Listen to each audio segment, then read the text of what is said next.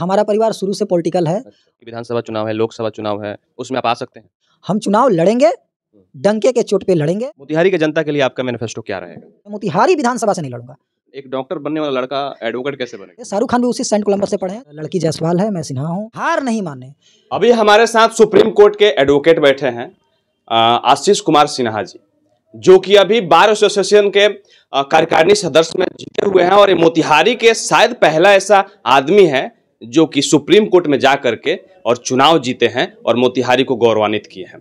सबसे पहले आपको बहुत बहुत बधाई हो हमारे चैनल में और तमाम यहाँ के जनता की तरफ से। जी धन्यवाद आप सभी का, और जो लोग भी देख रहे हैं सुन रहे हैं उन सभी का आभार। आशीष जी, आपका पड़ाव कैसा रहा, आपका स्ट्रगल पीरियड कैसा रहा? आप जीरो से शुरू किए और आज सुप्रीम कोर्ट में आप बैठे हैं और वहाँ पे चुनाव भी आप जीत रहे हैं। देखिए,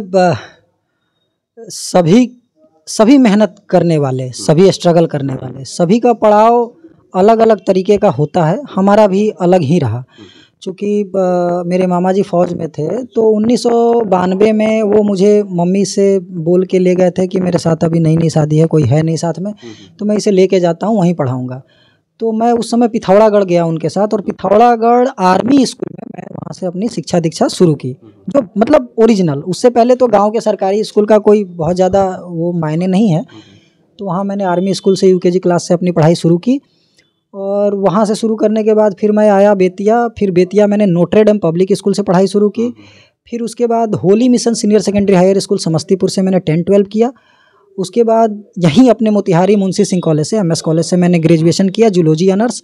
उसके बाद दिल्ली भारतीय विद्या भवन से मैंने पीजी मास कम्युनिकेशन किया, वाईएमसीए से PG diploma print and TV journalism किया। इन बिटवीन मैंने सीएमएस इंस्टीट्यूट से कंप्यूटर हार्डवेयर इंजीनियरिंग नेटवर्किंग की। तो शुरू से ही पढ़ने लिखने में तो हम लोग रुचि रहा। उसके बाद मैं दिल्ली से थोड़ा सा फेडअप हो गया था, तो मैं बीएचयू चला गया। बीएचयू का एग्ज़ाम दिया, बनारस हिंदू यूनिवर्सिटी में मेरा सिलेक्शन हुआ, और बनारस हिंदू यूनिवर्सिटी में मैं गया। वहाँ मैंने 2011 से 14 बैच वाले में एडमिशन लिया, और 2014 पास आउट बैच है मेरा बनारस हिंदू यूनिवर्सिटी का। अच्छा, आपका आदर्श कौन रहा? आपको प्रेरणा कहाँ से मिला कि आप एडवोकेट ही बनेंगे? नहीं, एडवोकेट बनने का मेरा कोई रुचि नहीं थी एडवोकेट बनने की। ना ही मैंने दूर दूर तक ये सोचा था कि मुझे एडवोकेट बनना है। मुझे तो डॉक्टर बनने की रुचि थी। 2006 में भारतीय विद्यापीठ पुणे और भारतीय विद्यापीठ संगली का मैंने एग्ज़ाम भी क्रैक किया था। और एक डॉक्टर बनने वाला लड़का एडवोकेट कैसे बन गया? उस समय पैसे की व्यवस्था नहीं हुई थी। उस समय 2,70,000 या 1,70,000 के लगभग फीस लगता था उस यूनिवर्सिटी का। तो उस समय पैसों का व्यवस्था नहीं, कॉल लेटर आया था, मुझे याद है बीडीएस का और बीएएमएस का था, और उन्होंने बोला कि 1 साल आप तैयारी कीजिए तो एमबीबीएस निकलेगा। लेकिन परिस्थितियाँ नहीं थी, घर की परिस्थितियाँ नहीं थी, चूँकि पापा जी नहीं थे, मम्मी अकेले थी, छोटा भाई बहन भी थे। तो फिर मैंने वो लाइन छोड़ दिया। एक समस्तीपुर में जाता था पढ़ने, तो एक लेबर इंस्पेक्टर थे मुजम्मिल चाचा जी थे। तो उन्होंने कहा कि देखो आशीष, तुम बहुत निर्भीक हो, किसी से डरते नहीं हो, तो तुम मीडिया की पढ़ाई करो या फिर तुम वकील बनो।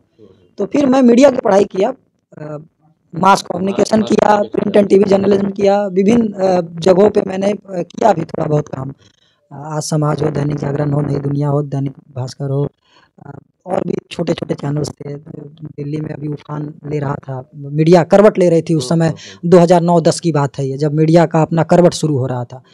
तो हमने उस समय थोड़ा बहुत काम किया, लेकिन मुझे वो अच्छा नहीं लगा। मुझे लगा कि बहुत ज़्यादा पॉलिसिंग है, मुझे वो अच्छा नहीं लगा। फिर मैं अपना एग्ज़ाम दिया, डीयू में भी मेरा सिलेक्शन हुआ, एलएलबी में, और बनारस हिंदू यूनिवर्सिटी में भी।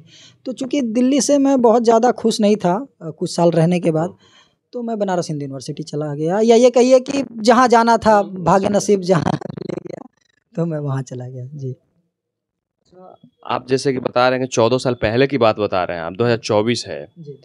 और आपका एज कितना होगा? आपको देख के लगता है कि 22-23 साल के हैं। नहीं 22-23 साल नहीं, मेरा एज 36 साल है।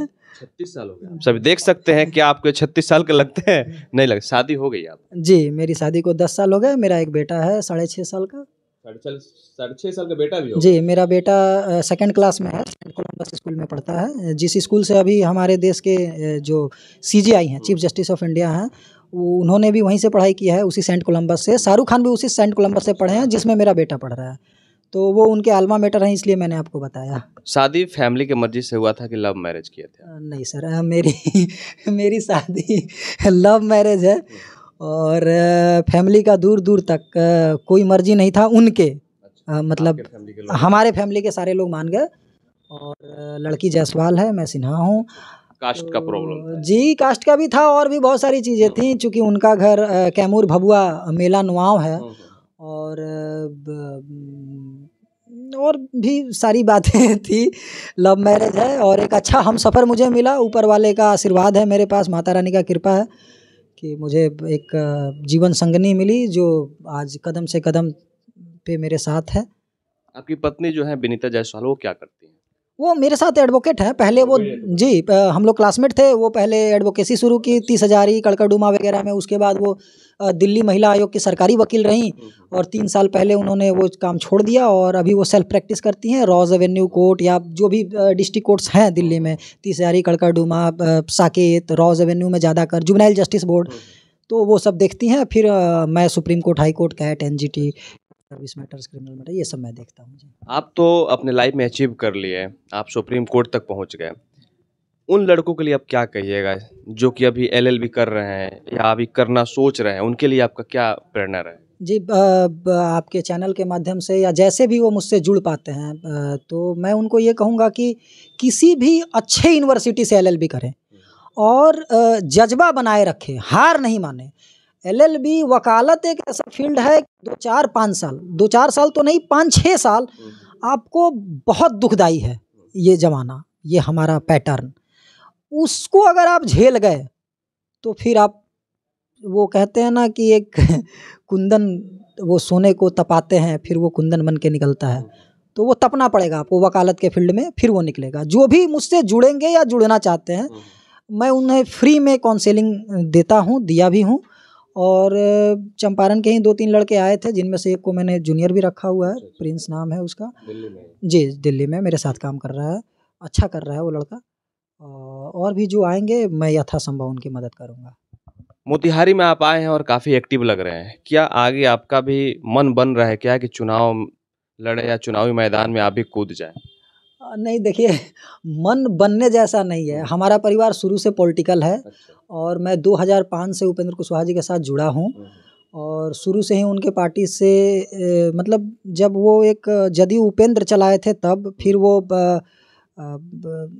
घड़ी छाप है राष्ट्रवादी कांग्रेस पार्टी, उसके प्रदेश अध्यक्ष रहे तब, फिर राष्ट्रीय समता पार्टी बनी तब, फिर वो डिजॉल्व हुई, राज्यसभा बने तब भी उनके साथ थे, फिर राष्ट्रीय लोक समता पार्टी बनी जो पंखा छाप था तब भी उनके साथ थे, राष्ट्रीय महासचिव थे।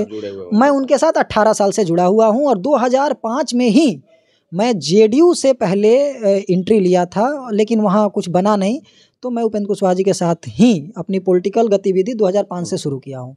तो वहाँ क्या आगे हम लोग माने कि विधानसभा चुनाव है, लोकसभा चुनाव है, उसमें आप आ सकते हैं? जी, ज़रूर मैं आऊँगा। ये मैं आपको संकुचित नहीं करना चाहता हूँ कि देखेंगे या कहेंगे, ऐसा कुछ नहीं है। हम चुनाव लड़ेंगे, डंके के चोट पे लड़ेंगे। 2025 ना भी लड़े तो 2029 हम लड़ रहे हैं। क्या विधानसभा या लोकसभा? वो उस समय देखेंगे। लोकसभा अगर डिलिमिटेशन 2029 में लागू हो गई तो हम लोकसभा लड़ेंगे, अगर डिलिमिटेशन से पहले विधानसभा हो गई तो हम विधानसभा लड़ेंगे। मोतिहारी के जनता के लिए आपका मैनिफेस्टो क्या रहेगा? चूँकि चंपारण है और चंपारण में 12 विधानसभा है, तो मैं मोतिहारी चंपारण वासियों के लिए मैं हमेशा तत्पर हूँ। मुझे जहाँ से भी फ़ोन आ जाता है कि ये काम है, वो काम है, यहाँ फ़ोन कराना है, ऐसे है, आप किसी से भी पूछ लीजिए, जो लोग मुझे जानते हैं, मैं यथासंभव मदद के लिए हर दम प्रयासरत रहता हूँ। अगर आप ये सवाल इस परिप्रेक्ष्य में पूछ रहे हैं कि मोतिहारी विधानसभा से लड़ूंगा, तो जी नहीं, मैं मोतिहारी विधानसभा से नहीं लड़ूंगा। मुझे लड़ना होगा तो मैं नरकटिया विधानसभा, ढाका विधानसभा या चिरैया विधानसभा से लड़ूंगा, या फिर लोकसभा में जब डिलिमिटेशन होगा तो लोकसभा से लड़ूंगा। आप पहले डॉक्टर बनना चाहते थे, उसके बाद आप एडवोकेट बन गए, अब नेता बनने का मूड जो बना लिए हैं, इसका मेन कारण क्या है? नहीं, लक्ष्य तो वही है। 2005 में मैंने पॉलिटिक्स शुरू किया था। उस समय तो मैं 10+2 में था। उस समय तो मैं मैं जानता भी नहीं था कि मैं मतलब लीगल में चला जाऊंगा और वकील हो जाऊंगा, ऐसा हो जाऊंगा। वो तो मुजम्मिल चाचा जी के जिह्वा पे सरस्वती का वास हुआ, उन्होंने कहा मीडिया में ट्राई करो। मीडिया ट्राई किया, नहीं रास आई, कहीं और जाना था तो जहाँ नियति ले गई वहाँ चले गए, वहाँ जाके मेहनत किए, 2 बार चुनाव लड़े, हार गए, तीसरी बार में कामयाबी मिली। तो लेकिन लक्ष्य वही है, लक्ष्य आपका वही था, लक्ष्य वही है, लक्ष्य वही है। लक्ष्य तो है कि पॉलिटिक्स में जाना है, अपने लोगों के लिए कुछ करना है, ऐसा कुछ करना है जो लोग कभी नहीं सोचे होंगे। आप सुप्रीम कोर्ट में एडवोकेट है, वहां से भी आप अपने लोगों के लिए कुछ कर सकते हैं, या पॉलिटिक्स से ज्वाइन करके आपको क्यों करना है और क्या करना है, कुछ बताइए। नहीं, मैं सुप्रीम कोर्ट में रहते हुए या उसके पहले जब नहीं था, जब मैं पढ़ाई कर रहा था तब भी, या उसके पहले जब हमारा एक परिवार जो है वो बहुत बड़ा रसूखदार परिवार कहिए, या ये कहिए कि जैसा भी है, हम शुरू से ही लोगों की मदद करते आए हैं और ज़िंदगी करेंगे। मैं बाकी लोगों का परिवार में तो अब नहीं कह सकता हूँ, लेकिन मैं जब तक जिंदा हूँ मेरा ये ध्येय है कि मैं दोस्तों में और समाज में और लोगों के बीच ज़्यादा रहता हूँ। जो लोग मुझे जानते हैं वो इस बात को बखूबी जानते हैं कि मैं घर पे खाना खाऊं या ना खाऊं, आ गया हूं तो मैं यहाँ खाऊं या ना खाऊं, समाज में बैठ के जरूर खाऊंगा शाम तक, ये सब लोग जानते हैं। पूरी दुनिया को जब सबसे विश्वास टूट जाता है तो कोर्ट का दरवाजा खटखटाते हैं। नेता भी वो नहीं कर पाते हैं जो एक एडवोकेट एक कोर्ट करता है, लेकिन आप इस फील्ड को छोड़कर नेता ही बनने का सोच लिए हैं। इसका क्या मकसद हो सकता है, इसको नहीं बताया। नहीं, मैं वकालत का फील्ड छोड़ नहीं रहा हूँ, मैं नेतागिरी अपना लक्ष्य भी नहीं छोड़ रहा हूँ, वकील हूँ। आज देखिए ना, देश में जितने भी बड़े बड़े वकील हुए, राम जेठमलानी साहब हुए, शांति भूषण साहब हुए, कपिल सिब्बल साहब हैं, अभिषेक मनु सिंघवी साहब हैं, या तमाम नाम ले लीजिए, सलमान खुर्शीद हों या और भी जो भी हैं, वो सब लोग एडवोकेट हैं। वो देश के लॉ मिनिस्टर बने और भी पद पे वो रहे, तो उन्होंने वकालत थोड़ी छोड़ दी। मैं ये थोड़ी कह रहा हूँ कि मैं वकालत छोड़ दूंगा, मैंने ये कहा वकालत के साथ साथ पॉलिटिक्स मेरा लक्ष्य है, मैं उसको पाऊंगा, उसको पाने के लिए मैं प्रयासरत हूँ, और आप लोगों का सहयोग आशीर्वाद समाज चाहेगा तो एक दिन हम उसे जरूर पाएंगे।